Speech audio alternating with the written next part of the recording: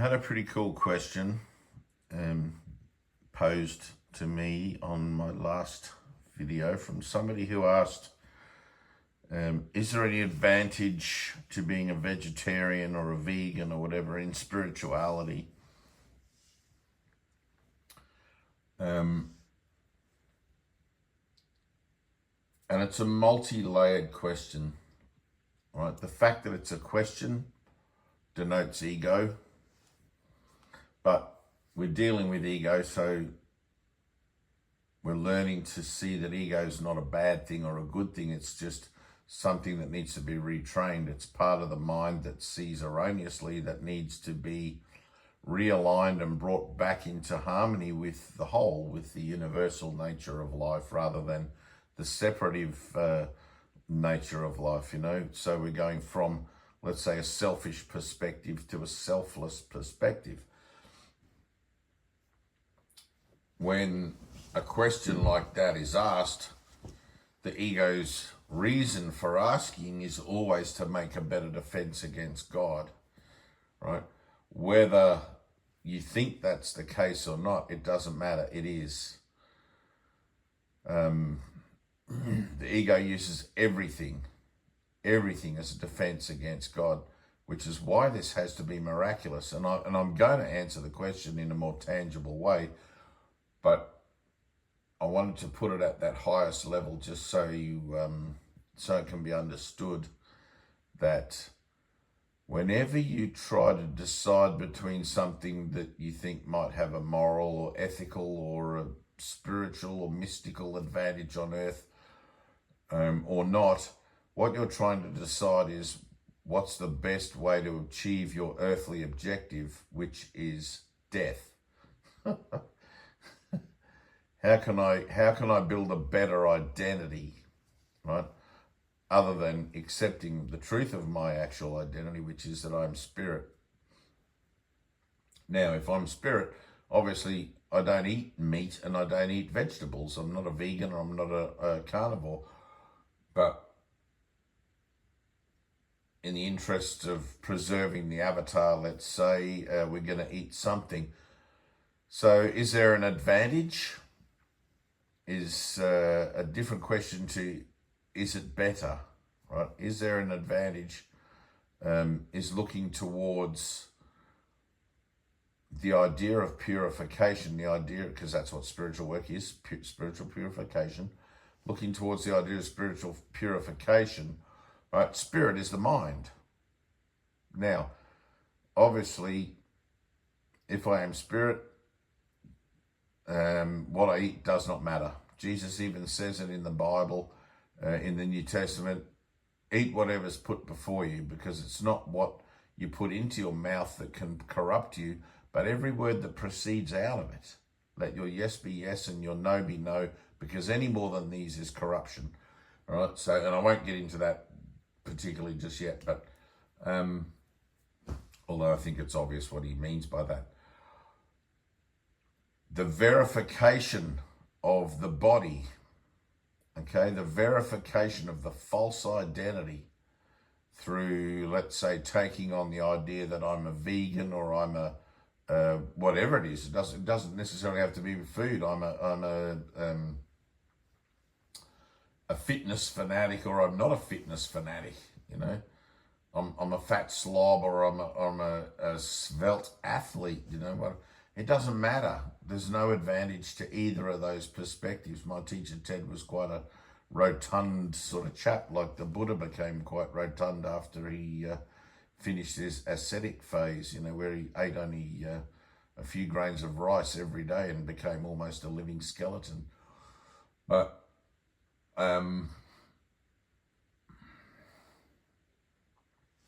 any concern for the body or for any advantage, right, through the manipulation or the healing of the body is confusing the levels of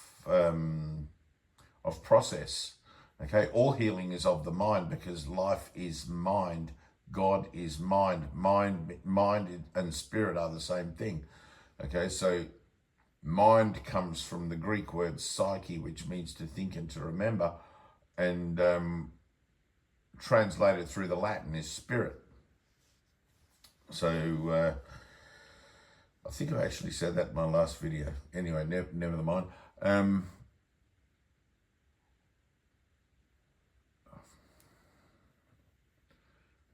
It's important to remember that in all considerations for decision making, what I'm doing is making a decision for God. Okay, so it's not a decision between being a vegan or a vegetarian or a carnivore. I'm making a decision for God. If that decision is presented to me, let's say I meet a group of people. This is just hypothetical. I meet a group of people. They're all vegetarians. If you want to hang out with us, you've got to be a vegetarian, right? There are no group of people. There is no vegetarianism. What they're saying is, if you want to hang out with us, what's being presented is, if you want to enter into this energetic association, you have to fulfill the obligation to the energetic association, right? Now, you don't know how to do that because your mind is of the forgetting, your mind is of denial, which is why you have the Holy Spirit, okay? In deference to the Holy Spirit, there's the realization, well, I don't know if I should choose to enter into your group or not enter into your group, but I seem to be being called upon to make a choice. I'm going to allow God to choose for me, and whatever comes from that will come from that, and that'll be perfect. Right? So you make the choice for God, and maybe it turns out that you don't enter into that, or that you do enter into that, or whatever, but you'll know, you'll just feel it. You'll be moved by the Spirit of the Spirit, and you'll just know, yes, this is for me, or no, this is, pardon me, not for me. Or maybe some other influence will occur and you'll be told it's not for you. But probably not a great analogy. But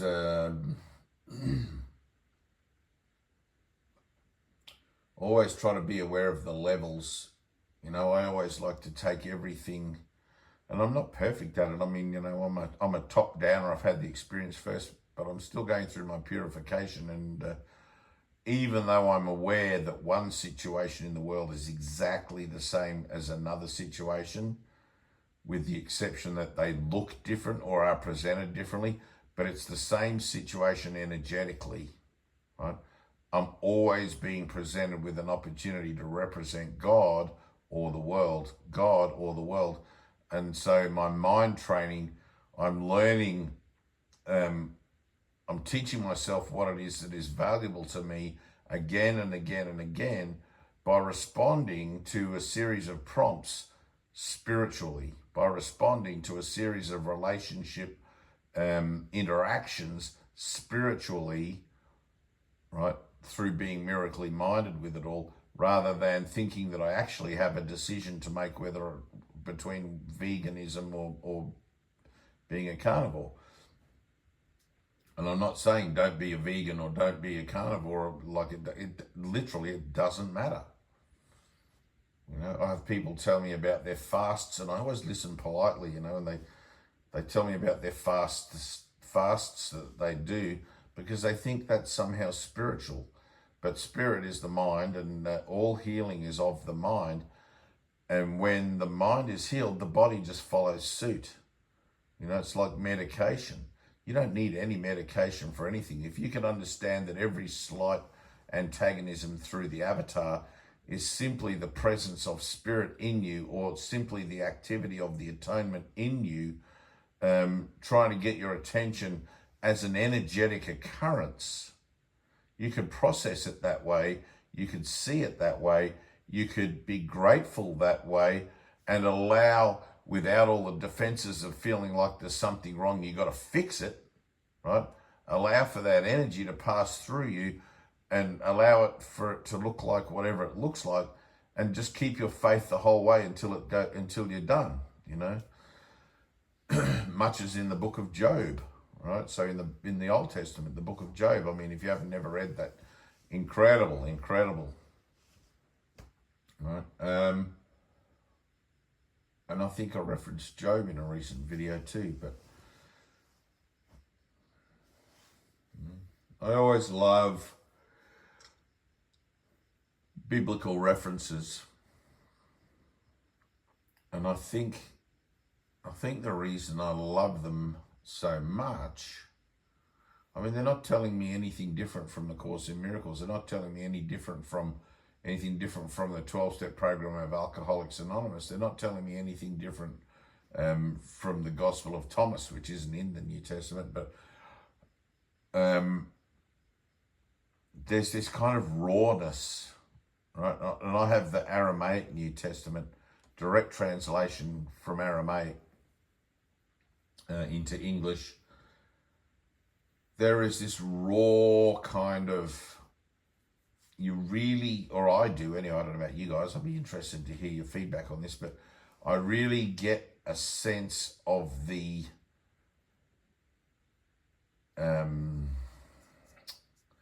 juvenile nature, perhaps, or the novices kind of nature of Jesus's ministry. You know, especially in Gethsemane in the garden, where he has his moment of doubt there, and you know, he pulls himself out of it, thy will be done. But there's a lot of little giveaways in the New Testament, or there is for me, where I see the humanity in Jesus rather than the divinity, or alongside the divinity might be a better way to put it, you know.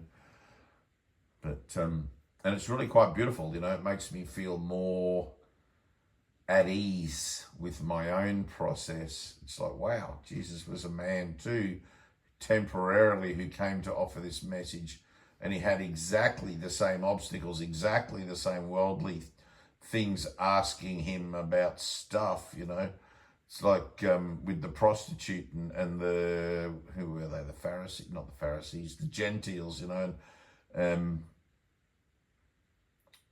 oh, who is this man? He's supposedly a teacher and teacher of God, and yet he lets this woman bathe his feet, you know, and it's like, man, even that situation today in a different context perhaps, but that same thing would go on, and it's relative to the individual's perception of transformation, right? I see my own transformation through the stories of Jesus's ministry. I see his temptations, I see his deceptions, I see all of the things that he was presented with as the opportunities for him to stand up and enlighten a moment of doubt or of judgment or of something. And he always did that by drawing on the power of God within him as his reference for offering the solution or the answer or whatever, his reply.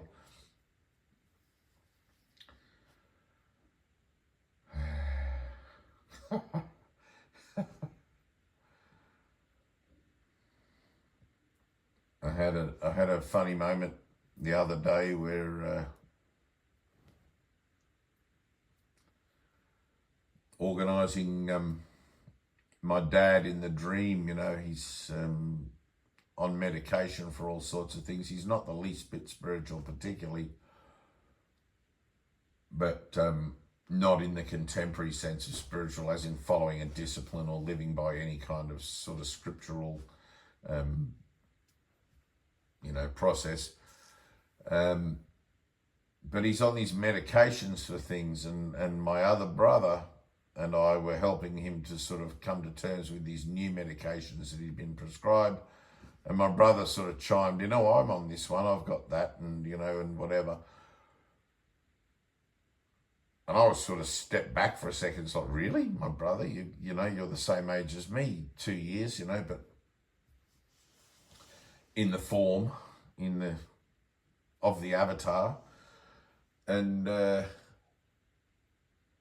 he said, don't you have any pills? Don't you, you know, you're 60 years old pretty much. And I said, no, I don't take anything. I just have faith, you know, I'm just living by the grace of God. And that came as a bit of a shock to my brother, because he said everybody his age was on some pill for something. And it's like, but all of these things, all of these things are an attempt. They're not an attempt to heal. Pills and potions are not an attempt to heal and to fix and to make better. They're an attempt to identify as the body. They're an attempt to verify the body. When you begin to see the physical world as, let's say, the classic idea of good versus evil, or Satan versus God,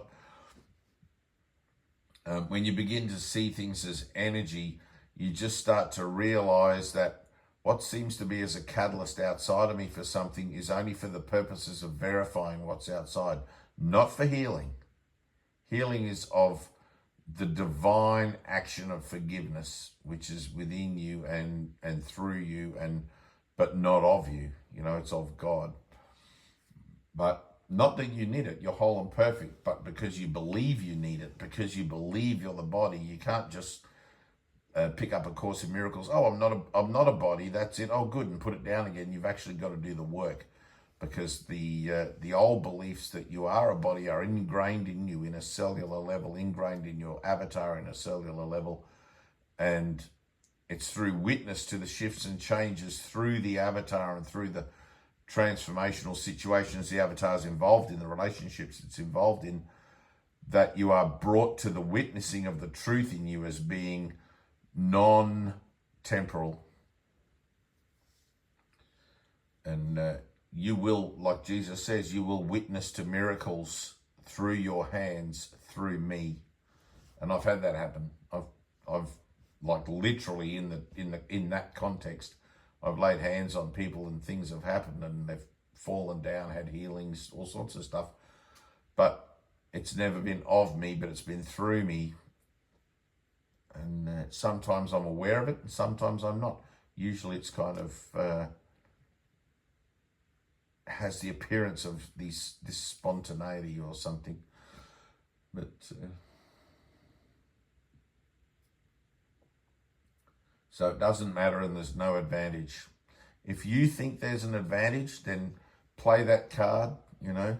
Play that. If you think there's an advantage in being a vegan, play that card out until you realize for yourself that there isn't, because we're not talking about the body. We're not talking about the associations of the body or the health of the body. We're talking about healthy mind. Healthy mind, mind in service, Christ-minded, Buddha-minded, Krishna-minded. Let the body follow from that, and it will be perfectly healthy, as in physical, whatever, as a serviceable instrument for carrying this message for the rest of your incarnation here as, let's say, a worker in the vineyard, you know, a disciple of Jesus or an apostle of Jesus, if you've had an experience of the Holy Spirit upon you. So I guess that makes me an apostle in the physical sense. So kind of groovy. Apostle, the Apostle Dave.